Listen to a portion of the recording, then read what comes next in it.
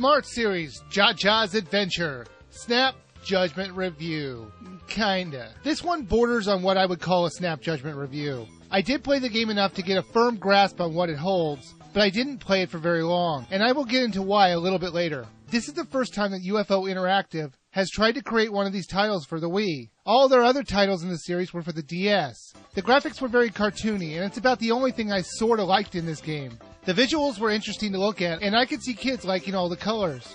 Now before I go on, I have to comment on what you must have noticed by now, and that's the constantly rotating world in the background. It's in almost every level that you play games in. And since some of the levels can last 5 minutes at a time, you can start to get a little bit dizzy looking at it. I am not kidding. There were times where I had to stop playing just so my head would stop spinning. Who on earth in the programming team ever thought that making such a distracting background would be a good idea? The levels themselves normally consist of thrusting your Wiimote into 4 different directions, or firing at the screen while trying not to throw up from the world's constantly moving background. Okay, maybe the last one wasn't planned, but more of a side effect of the insane level design. Other than the background that'll make you sick, the main problem with the levels is that they lasted too long to be enjoyable. It wouldn't be as bad if they only lasted 2 to 3 minutes. But 5 minutes or more, it got really boring really fast. Now the controls worked okay. There would be the occasional misread of my hand movements, but for the most part the motion controls worked fine. There were other games to play like keeping the power in the bar or this slider puzzle. The slider puzzle was easy enough to beat, as they show you what picture you're supposed to make on the bottom, and they even give you the order of which tile goes where by putting numbers on them. Now on each level there are extras to get, by doing moves or shooting at them when they show up. They will unlock parts of pictures if you really care.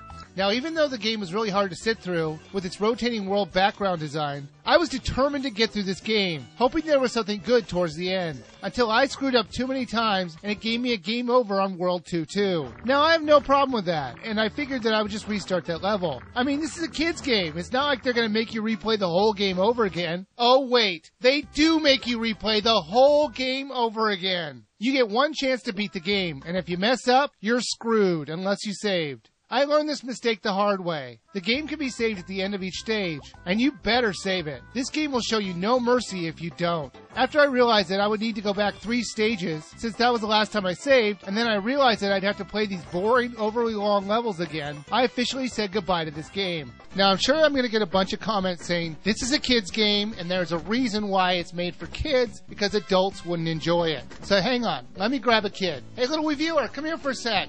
I'm here. Do you remember that game we played called JaJa's Adventure? Yeah. What'd you think of it? I really didn't like it.